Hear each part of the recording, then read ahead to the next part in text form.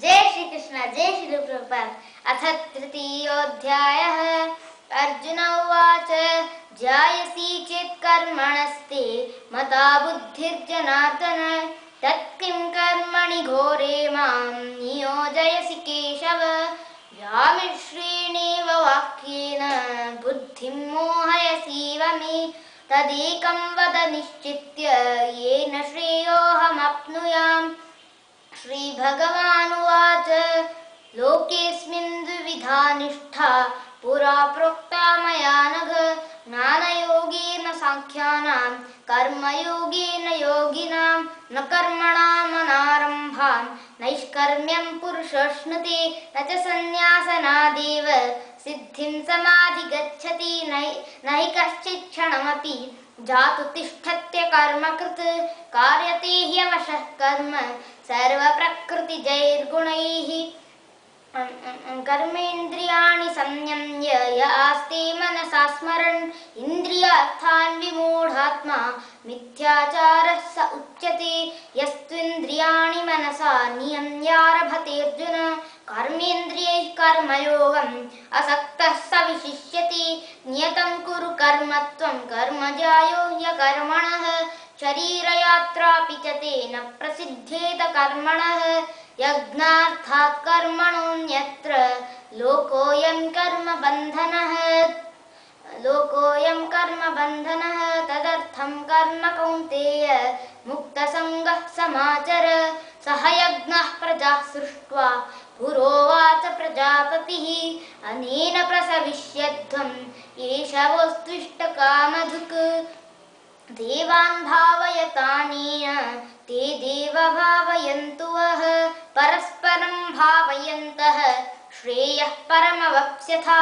इष्टान् भोगान् हि वो देवा दास्यन्ते यज्ञभाविताः तैर्दत्तानप्रदायेभ्यः यो भुङ्क्तेस्तेन एव सः यज्ञशिष्टाशिनः सन्तः मुच्यन्ते सर्वकिल्बिषैः।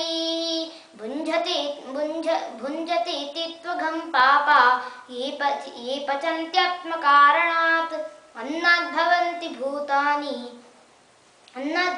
भूतानि पर्जन्यादन्नसम्भवः यज्ञाद्भवति पर्जन्यः यज्ञः कर्म समुद्भवः कर्म ब्रह्मोद्भवं विद्धि ब्रह्माक्षरसमुद्भवं तस्मात् सर्वगतं ब्रह्म नित्यं यज्ञे प्रतिष्ठितम् एवं प्रवर्तितं चक्रं नानुवर्तयति हयः अघायो इन्द्रियारामः मोघं पार्थ स जीवति।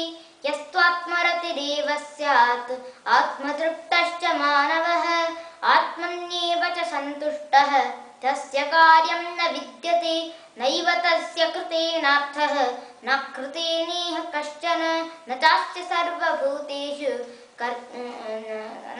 सर्वभूतेषु कश्चिदर्थव्यपाश्रयः तस्मादसक्तः सततं कार्यं कर्म समाचर असक्तो ह्याचरन् कर्म परमाप्नोति पूरुषः। कर्मणैव हि संसिद्धिम् आस्थिता जनकादयः लोकसङ्ग्रहमेवापि सम्पश्यन् कर्तुमर्हति यद्यदाचरति श्रेष्ठः तत्तद्देवेतरो जनः स यत्प्रमाणं कुरुते लोकस्तदनुवर्तते। न मयि पार्थस्ति कर्तव्यं त्रिषु लोकेषु किञ्चन ज्ञानवाप्तमवाप्तव्यं वर्त एव च कर्मणि यदि ह्यहं न वर्तेयं जातु कर्मण्यतन्द्रितः मम वर्त्मानुवर्तन्ते मनुष्याः पार्थ सर्वशः।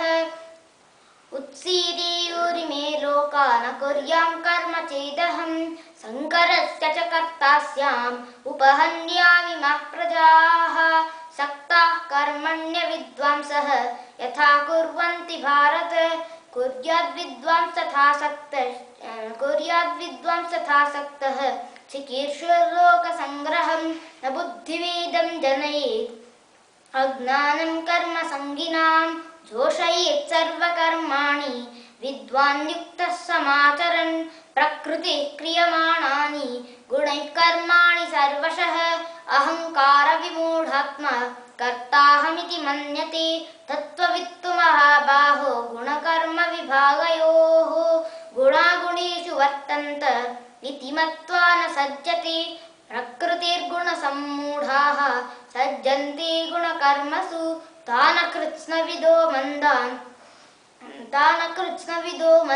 कृत्स्नविन्न विचालयेत् मयि सर्वाणि कर्माणि सन्न्यस्याध्यात्मचेतसा निराशीर्निर्ममो भूत्वा युध्यस्व विगतज्वरः ये मे मतमिदं नित्यमनुतिष्ठन्ति मानवाः श्रद्धावन्तो न सूयन्तः मुच्यन्ते तेऽपि कर्मभिः ये त्वेतदभ्यसूयन्तः नानुतिष्ठन्ति मे मतं सर्वज्ञानविमूढांस्तां विद्धि नष्टानचेतसः सदृशं चेष्टते स्वस्याः प्रकृतेर्ज्ञानवानपि प्रकृतिं यान्ति भूतानि निग्रहः किं करिष्यति इन्द्रियस्येन्द्रियस्यार्थे रागद्वेषौ व्यवस्थितौ तयोर्न वशमागच्छेत् तौ ह्यस्य परिपन्थिनौ श्रेयान् स्वधर्मो विगुणः परधर्मात् स्वनुष्ठितात् स्वधर्मे निधनं श्रेयः परधर्मो भयावहः अर्जुन उवाच अथ केन प्रयुक्तोऽयं पापं चरति पूरुषः अनिच्छन्नपि वाष्णेय बलादिव नियोजितः श्रीभगवानुवाच काम एष क्रोध एष रजोगुणसमुद्भवः महाशनो महापाप्मा विद्धेनमिह वैरिणम् धूमेनाव्रियते वह्निः यथादर्शो मलेन च यथोल्बेनावृतो गर्भः तथा तेनेदमावृतम् आवृतं ज्ञानमेतेन ज्ञानिनो नित्यवैरिणा कामरूपेण कौन्तेय दुष्पूरेणानलेन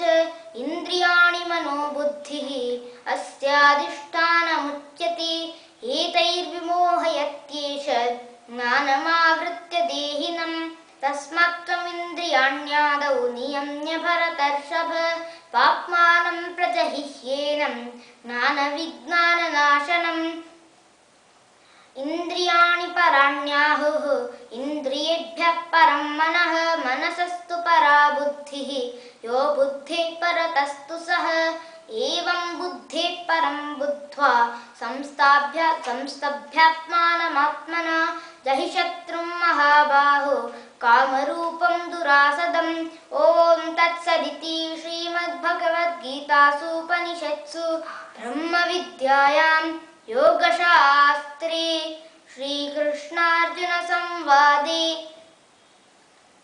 कर्मयोगो नाम तृतीयोऽध्यायः।